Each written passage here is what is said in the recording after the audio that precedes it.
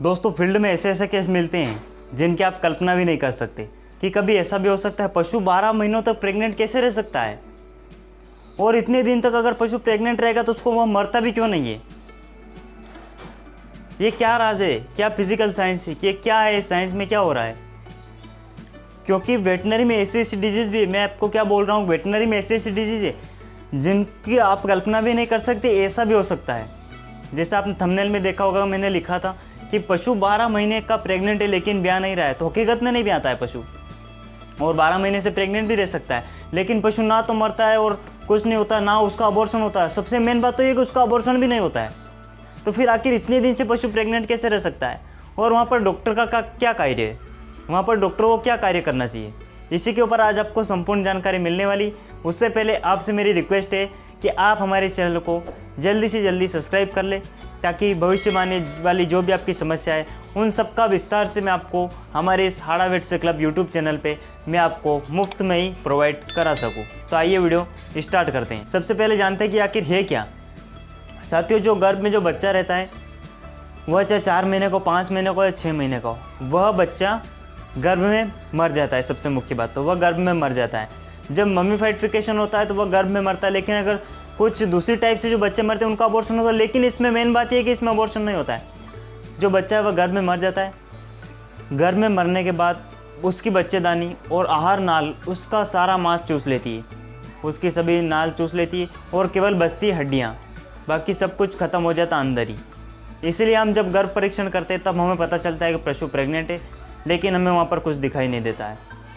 इनके कारण किन कारण से होता है, जो बच्चेदानी जो आहार नाल है जिससे होकर उस पशु जो बच्चे है उसके वहाँ पर भोजन जाता है, अगर उसमें आटी लग जाती है तो वहाँ पर से उसका भोजन जाना फिर बंद हो जाता है। जब भोजन जाना बंद हो जाएगा तो उसको कुछ खाने के लिए कुछ नहीं मिलेगा। फिर बच्चेदानी में अपने आप सिकुड़न होगी और वह उस बच्चे का सारा मांस खा जाएगी और बच्चे की केवल हड्डियाँ ही बचेगी, बाकी सब कुछ नष्ट हो जाएगा। लेकिन पशु बीमार नहीं होगा। मेन बात यह है कि पशु बीमार नहीं होगा, लेकिन उसका जो बच्चा है वह मरा हुआ रहेगा, जिंदा नहीं रहेगा, उसके कुछ आधे अंग भी गायब हो जाते हैं। तो इसी कारण से ये होता है। कई बार जो जहर रहती पशु बच्चे के चारों ओर, कभी कभी उसमें भी खराबी आ जाती। उसी के कारण इसको कुछ अलग नाम भी दिया, मम्मीफिकेशन ऑफ फीटस, इसको यह भी बोला जाता है। और इसको बोला जाता है गर्भावस्था में भ्रूण का मरना। इसको अबॉर्शन नहीं कह सकते हम, क्योंकि अगर इसको अबॉर्शन कहेंगे तो अबॉर्शन में बच्चा बाहर आ जाता है और उसमें हमें बच्चों को फिर डायग्नोस करके निकालना पड़ता है। अब बात करते हैं इसको आप डायग्नोस कैसे करेंगे कि पशु का अडर विकसित नहीं होगा, यानी जो पशु जो दूध उतारता ब्याने से पहले जो उसका अडर में विकास होता है वह विकास नहीं होगा, और उस पशु का पेट भी ज़्यादा बड़ा नहीं होगा। पशु मालिक को थोड़ी थोड़ी चिंता रहती है, इसलिए वह गर्भ परीक्षण करवाते हैं। लेकिन जब गर्भ परीक्षण करोगे आप जब गर्भ परीक्षण करते हैं तो आपको पशु गर्भित मिलेगा। यहाँ पर डायग्नोसिस करने की एक तरीका है कि आप जब डायग्नोस करेंगे, पीडी करेंगे, तो आपको वहाँ पर गर्भ में प्रेगनेंसी डायग्नोसिस में आपको पशु प्रेग्नेंट मिलेगा। पेट का और अहन का विकास यूँ ही नहीं होता है। अब जब आपको किसी पशु मालिक को क्या रहता है कि को 10 महीने तक इंतज़ार कर लेते हैं कि शायद हो सकता है कि इस कारण से नहीं हुआ हो। लेकिन जब डॉक्टर बता देते हैं कि नहीं इसके पेट में तो बच्चा है, तो पशु मालिक भी क्या करे, वह भी रुक जाता है। वह भी कह देता है चलो ठीक है 10 महीने का इंतज़ार कर लेते। आप फिर आप डायग्नोसिस कैसे करते हैं कि तारीख पे नहीं ब्याएगा पशु। मान लीजिए उसके 10.5 महीने पूरे हो गए, पशु ब्याने वाला था, लेकिन अभी कुछ भी सिम्टम्स नहीं आ रहे, उसका वल्वा भी लूज नहीं हुआ, कुछ भी नहीं हुआ है। फिर वहाँ से इसकी आगे की क्रिया शुरू होती है कि 11 महीने तक और रुक जाते हैं कि हो सकता है शायद तारीख चुक गया हो। तो अगर तारीख भी पूरी हो उसके बाद भी नहीं ब्याता, तब असली प्रक्रिया शुरू होती है।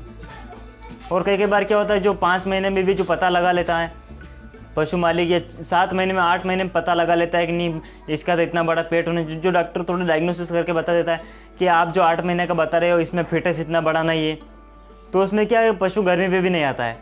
जब मम्मीफिकेशन ऑफ फीटस में पशु जो बच्चा रहता है वो मर जाता है, तो पशु गर्मी पे भी नहीं आएगा। यह भी इसका एक डायग्नोसिस करने का एक मुख्य सिम्टम्स है। अब यह तो हुई बाहरी बात। अगर आप अंदर हाथ डाल के इसको कैसे महसूस करेंगे कि ये मम्मीफिकेशन ऑफ फीटस का ही केस है। आप जब गुदा द्वार में हाथ डालेंगे, आप हाथ डालकर सर्विक्स को पकड़कर आगे जाएंगे, जब बच्चेदानी को आप पकड़ेंगे तो आप वहाँ पर उस फीटस को पकड़ेंगे, तो आपको मिलेगा कि दोनों हॉर्न एक जैसे रहेंगे, क्योंकि वह मम्मीफिकेशन ऑफ फीटस हुआ है। तो उसमें क्या है कि एक ठोस पदार्थ मिलेगा आपको कि यह बच्चेदानी में कुछ नहीं है, लेकिन इसमें हमें ऐसा लग रहा है जैसे कुछ हड्डियाँ हो, कुछ ठोस पदार्थ, कुछ पत्थर जैसा हमें मिलेगा। आप जब वहाँ पर उसको महसूस करेंगे तब आपको पता चल जाएगा कि नहीं, यह मम्मीफिकेशन ऑफ फीटस का केस है, इसका हमें बच्चा बाहर निकालना पड़ेगा और इसका कोई ट्रीटमेंट नहीं। इसीलिए पशु गर्मी पे नहीं आ रहा है और इसीलिए पशु का दूध भी नहीं विकास हो रहा है और पशु का अडर भी विकसित नहीं हो रहा है और पशु इसीलिए नहीं भी आ रहा है क्योंकि इसके जो भ्रूण है वह अंदर ही मर गया है। यहाँ तक आप डायग्नोसिस करना आपको पड़ेगा। जब ऐसे केस आपको मिलते हैं, कोई अगर पशु मालिक आपको बोल दे कि डॉक्टर साहब मेरी भैंस 11 महीने की प्रेग्नेंट है लेकिन ब्याह नहीं रही, तब आप क्या करेंगे? आप दूर से देख के बता देंगे अरे नहीं ये तो प्रेग्नेंट है नहीं है, इसको कुछ होने से। वो बोलेंगे अगर प्रेग्नेंट नहीं है तो यह गर्मी पे क्यों नहीं आ रही, हीट में क्यों नहीं आ रही? तब जाके आप वहाँ पर अपनी आत्मविश्वास को महसूस करेंगे कि नहीं, मुझ में कुछ कमी है ताकि मैं इनको पूरी तरीके से संतुष्ट नहीं कर पा रहा हूँ। तो आप वहाँ पर उस पशु को हाथ डालकर उसके गर्भ को चेक करें और अच्छी तरीके से चेक करें कि मम्मीफिकेशन ऑफ फीटस है या नहीं है। आप जब वहाँ पता लगा लेते और आप पशु मालिक को बोल देते कि इसका भ्रूण अंदर ही मर गया, अब इसको हमें निकालना पड़ेगा, तो ये कला आपको विकसित करना बहुत ही ज़रूरी है। अब जानते हैं हमें इसका ट्रीटमेंट क्या करना है। ट्रीटमेंट में हमें इसको बाहर निकालना है। सर्वप्रथम तो आप देखें कि चाहे पशु का अगर 10 महीने हो गए, उसका बच्चेदानी का मुँह खुला है नहीं खुला है, हमें बच्चेदानी का मुँह सबसे खोलना पड़े। बच्चेदानी का मुंह खोलने के लिए आप वहाँ पर रिप्रेग्मा इंजेक्शन 2 ml लगाए, वेटमेट लगाए, या इंजेक्शन आप वहाँ पर अल्टीमेट इंजेक्शन, इन तीनों इंजेक्शनों में से कोई भी आप लगा सकती है, बहुत ही अच्छा कार्य करते हैं।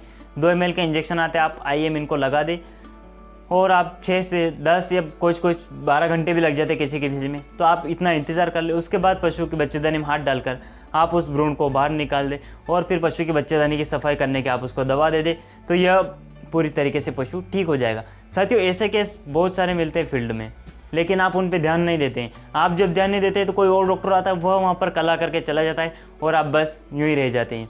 साथियों, आप बारीकी से समझें और हर पशु को ठीक करें। तब तक के लिए जय हिंद।